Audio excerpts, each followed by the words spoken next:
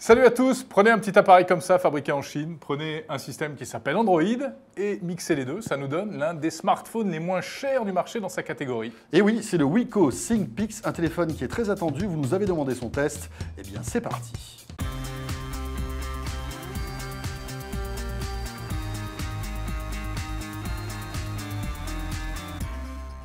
Et c'est un peu un ovni cet appareil, car effectivement, c'est un smartphone à très bas prix pour ce qu'il sait faire. On dit son prix, 170 euros. On ose le dire. Pour 170 euros, vous avez un vrai smartphone sous Android, avec des spécificités techniques, Jérôme, on va rentrer dans les détails, qui ne sont pas vraiment au rabais, hein, c'est le moins qu'on puisse dire. Alors, coup d'œil sur le design pour commencer. Regardez cela, c'est un smartphone qui ressemble un petit peu au Galaxy S3, donc c'est quand même une référence. Il existe en blanc ou en noir. Il est doté comme le Galaxy S3. C'est vrai. Voilà, c'est de l'Android comme on en voit assez souvent, avec un écran assez grand, 4,5 pouces, en résolution 540 par 960 pixels. Il a bien évidemment deux caméras, un appareil photo de 8 mégapixels, plutôt de bonne tenue, on en parlera tout à l'heure, mais aussi une caméra en façade de 1,3 mégapixels hein, pour faire tout ce qui est Skype et messagerie. Voilà, et puis dans le ventre, eh bien, 1 Go de RAM, 4 Go de mémoire. Un processeur double cœur, on l'a pas dit, hein, d'1 GHz. Alors évidemment, c'est pas le plus puissant, mais pour 170 euros, il fallait pas s'attendre au dernier processeur, mais bon, ça suffit pour ce qu'on veut en faire. Une batterie de 1800 mAh, la radio FM. La radio FM. Et ouais, un slot micro SD pour allonger la mémoire, et surtout, particularité. Oui, une double SIM. Et ça, c'est une particularité de pas mal de téléphones low cost. Et celui-ci, là, c'est-à-dire que vous allez... C'est-à-dire que tu payes moins cher et tu as plus, en fait. Mais en fait, parce que ces téléphones sont avant tout conçus pour les pays émergents. Et dans les pays émergents, il est plus pratique d'avoir en fait deux cartes SIM et deux numéros de téléphone, en fait. Et donc là, typiquement, vous allez pouvoir mettre... Tu m'expliqueras pourquoi à l'occasion. Hein. Eh bien, en fait, tout simplement parce que tu peux avoir un abonnement prépayé pour des SMS et de la voix, et puis une autre SIM, par exemple, pour la data pour Internet. D'accord, en fait. Voilà. Et puis, d'une manière générale, même ça peut être votre téléphone de travail avec votre carte SIM personnelle et puis votre autre carte SIM professionnelle. Voilà. Donc, c'est une particularité et c'est plutôt pratique. Android 4.0.4, donc c'est une vieille version de Ice Cream Sandwich. Voilà, mais il semblerait que d'après... Il y a une mise à jour qui est prévue. Ouais. Voilà, une mise à jour prévue. C'est peut-être l'un des gros points faibles en fait, de ce téléphone, c'est que bien évidemment, il n'a pas les dernières mises à jour instantanément. Alors, quelles sont les performances de ce smartphone à très bas prix ? D'abord, quand on l'utilise, l'écran est tout à fait acceptable, bonne luminosité, résolution correcte. Très agréable. On ne se dit pas, tiens, waouh, j'ai un smartphone à 170 euros, l'écran est pourri, quoi. Non, on ne se dit pas ça. Franchement, on est étonné de la qualité de l'écran. La qualité de l'appareil photo, qu'est-ce que ça donne? On a posé la question au 01 Lab. Bien, en fait, l'appareil photo du ThinkPix est une vraie bonne surprise. Tout d'abord, cet appareil photo est de meilleure qualité que celui qui était présent sur le King et sur le Slim, les précédents modèles de Wiko. Alors c'est vrai qu'il est passé de 5 à 8 mégapixels, donc on a des photos qui sont plus nettes, qui sont plus riches de détails, mais surtout il y a une vraie amélioration au niveau des couleurs.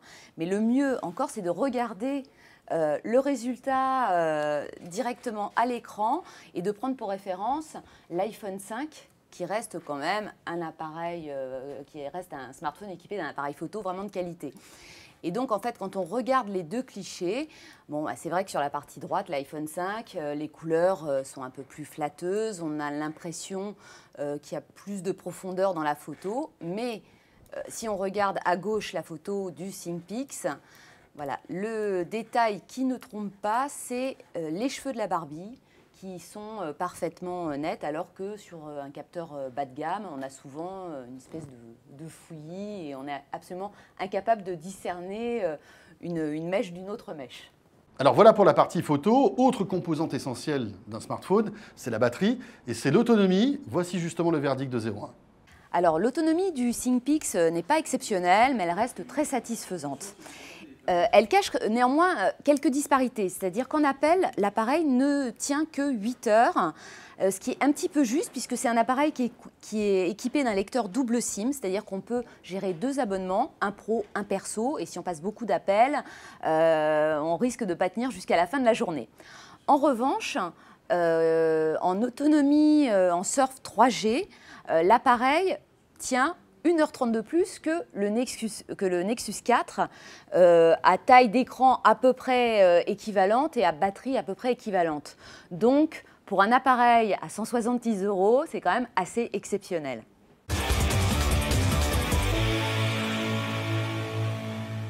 Alors, ce Wiko ThinkPix à 170 €, la question qu'on se pose, est-ce que finalement c'est un bon plan? Les points forts, François? Et bien sûr que c'est un bon plan. Les points forts, le rapport qualité-prix imbattable pour 170 €. Vous avez un téléphone, on vous le dit depuis tout à l'heure, qui tient vraiment la route et qui vous rendra tous les services que peuvent vous rendre un smartphone aujourd'hui sans aucun problème. Une fluidité sympathique. Voilà. Un petit peu un temps de latence quand on passe d'une page à l'autre, mais rien de bien grave.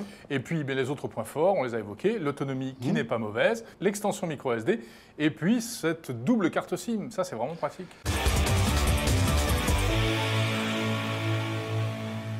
Côté point faible, bien sûr, il va falloir quand même rogner sur certains aspects quand on a un téléphone à 170 €. Pas de NFC. Pas de 4G, est-ce qu'on en a vraiment besoin aujourd'hui de la NFC, de la 4G Bon, on peut se poser la question. Le web, la navigation. On peut déplorer aussi une navigation web un petit peu lente. Pour le jeu vidéo, évidemment, c'est le strict minimum. Mais bon, alors les jeux casual tourneront. Vous pourrez même faire tourner des jeux, on va dire, assez évolués, mais vous n'aurez pas un framerate, comme on dit, c'est-à-dire un rafraîchissement d'image par seconde qui sera très élevé. Et puis, dernier point faible peut-être à signaler, on n'en parle pas souvent, mais ça vaut le coup quelquefois de s'y arrêter, c'est le DAS, c'est une notion technique, c'est le taux d'absorption en fait, c'est est-ce que ce téléphone émet beaucoup d'ondes lorsque vous l'utilisez? Eh bien, celui-là, plus que d'autres, effectivement. Même si ça reste dans les normes acceptables et dans les normes autorisées. Voilà, c'est le DAS, c'est pas la DAS, ça n'a rien à voir. C'est autre chose. Alors la note, eh bien, évidemment, il ne fait pas aussi bien qu'un smartphone très haut de gamme, mais vu, encore une fois, le rapport entre tout ce qu'il offre pour son prix, moi je lui mettrais 8 sur 10. Tu as bien raison, moi j'irais même encore plus loin que toi, Jérôme, je lui mettrais 9 sur 10 à ce téléphone. Pourquoi? Parce qu'on se rend compte qu'aujourd'hui, l'écosystème de la téléphonie mobile change. Avant, tu achetais un téléphone avec une subvention et tu payais pas cher un téléphone qui coûtait cher et tu avais un gros abonnement. Ouais. Aujourd'hui, avec l'arrivée des low cost et des abonnements sans engagement, on n'a plus les moyens de se mettre 600, 700 € ou 500 € dans un téléphone. Et aujourd'hui, pour 170 €, vous avez un téléphone qui vous permettra d'avoir un abonnement à 20 € par mois et de vous offrir malgré tout un appareil assez complet. Donc bravo à cette nouvelle race de téléphone. Il y en a de plus en plus. Oui, ce sera sans doute pas le dernier. Et voilà. Et donc c'est plutôt bien ce Wiko ThinkPix. Voilà, on n'a pas fait de crash test. On ne va pas le faire là tout de suite. En tout cas, pour en savoir plus, rendez-vous sur 01net.com pour lire le test de Stéphanie Molinier. La chaîne techno 01net, toute l'actualité high-tech. Vous vouliez votre test du Wiko ThinkPix, vous l'avez eu. Et on se retrouve fin de semaine. Et on se retrouve demain. On se retrouve demain, on sera là. Salut à tous. Ciao, bye.